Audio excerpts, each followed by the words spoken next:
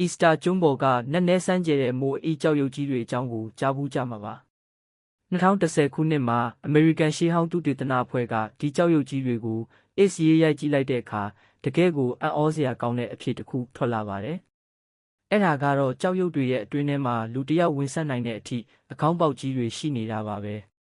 ဒေသခံတွေရဲ့ပြောပြချက်အရတော့ဒီကျောက်ရုပ်ကြီးတွေမှာဝိညာဉ်ကိန်းဝတ်ဖို့အတွက်လူတွေကိုရစ်ပူဇော်ပြီးထည့်သွင်းခဲ့တာလို့ယုံကြည်ကြပါတယ်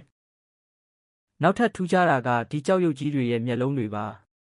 အစတုန်းကတော့ဒီကျောက်ရုပ်တွေမှာမျက်လုံးမပါဘူးလို့ထင်ခဲ့ကြပေမဲ့တကယ်တော့တဏ္ဍာကျောက်ဖြူတွေနဲ့လှုပ်ထားတဲ့မျက်လုံးတွေရှိခဲ့တာပါဒီမျက်လုံးတွေကိုတက်ဆင်လိုက်ပြီဆိုရင်မာနလို့ခေါ်တဲ့နတ်ဖျားစွမ်းအားတွေရလာပြီးကျွန်းကိုကာကွယ်ပေးနိုင်တယ်လို့သူတို့ကယူဆကြပါတယ်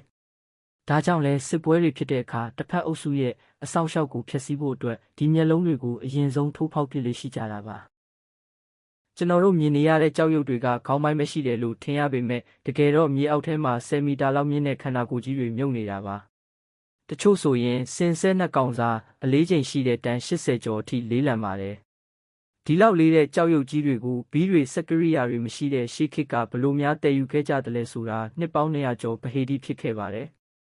ဒေသခံတွေကတော့ကြောက်ရွံ့တွေကသူတို့ဘာသာလမ်းလျှောက်သွားတာလို့ပြောကြတာပါ2011ခုနှစ်မှာတော့ဒါဟာဖြစ်နိုင်တယ်ဆိုတာကိုသိပ္ပံပညာရှင်တွေသက်သေပြနိုင်ခဲ့ပါတယ်ကျိုးသုံးချောင်းနဲ့လူ18ယောက်ကကြောက်ရွံ့ကြီးကိုဟန်ချက်ညီဘယ်ညာရင်းပေးုံနဲ့တင်ပင်ကွင်းငှက်လမ်းလျှောက်တယ်လို့မျိုးရှေ့ကိုရွှေ့သွားနိုင်တာကိုတွေ့ရှိခဲ့ကြပါတယ်အရင်ကဒီကျွန်းဟာအမြင့်ပေ20ကျော်တဲ့တစ်တော်ကြီးတွေနဲ့စိမ့်လန်းခဲ့ပေမဲ့ဒီကြောက်ရွံ့ကြီးတွေကိုတိဆောက်ဖို့နဲ့တည်ယူဖို့အတွက်တစ်ပင်တွေကိုအလွန်ကြုံခုတ်လဲခဲ့ကြပါတယ်အကျိုးဆက်အနေနဲ့တဘာဝပတ်ဝန်းကျင်ပျက်စီးပြီးလူမျိုးနွယ်စုပါပြုံးတိလူနီးပါဖြစ်ခဲ့ရပါတယ်ဒါဟာကျွန်တော်တို့လူသားတွေအတွက်တဘာဝတရားကိုအလေးထားဖို့ပြနေတဲ့သမိုင်းသင်ခန်းစာတစ်ခုပဲဖြစ်ပါတယ်အီစတာကျွန်းဟာတစ်ချိန်ကတစ်ပင်တစ်တော်တွေနဲ့စိမ့်လန်းဆူပြေခဲ့တဲ့နေရာတစ်ခုပါဒါပေမဲ့80,200ဝန်းကျင်ကစပြီးကျွန်းပေါ်မှာအပင်မန်းမွားတွေတိတိတတ်တာလျော့နေလာခဲ့ပါတယ်80,600ရောက်တဲ့အခါမှာတော့ကျွန်းပေါ်ကတစ်ပင်ကြီးတွေအကုန်လုံးနီးပါးပြုံးတီးသွားခဲ့ပါပြီအဓိကအကြောင်းရင်းကတော့လူတွေဟာကြောက်ရွံ့ကြီးတွေကိုတဲဖို့အိမ်ဆောက်ဖို့နဲ့ကျိုးလုပ်ဖို့အတွက်တစ်ပင်တွေကိုအလွန်ကျွံခုတ်လဲခဲ့ကြလို့ပါဒါအပြင်ကျွန်းသားတွေနဲ့အတူပါလာတဲ့ကြွက်တွေဟာလည်းကြန့်ရှိနေတဲ့အပင်မျိုးစေ့တွေကိုကိုက်စားပစ်ကြတဲ့အတွက်တစ်တော်တွေပြန်ဖြစ်ထွန်းမှုလမ်းစပြောက်သွားခဲ့ရပါတယ်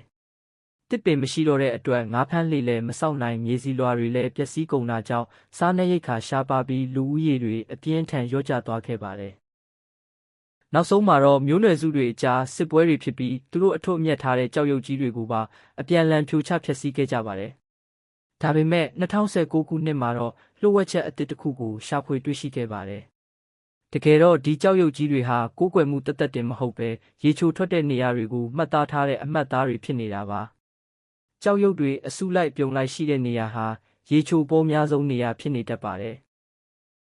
ဒါကြောင့်ကြောက်ရွံ့ကြီးတွေဟာကျွန်းသားတွေရဲ့အသက်ဆက်ဖို့အတွက်အရေးကြီးတဲ့ရေရင်းမြစ်ကိုညွှန်ပြပေးနေတာပဲဖြစ်ပါတယ်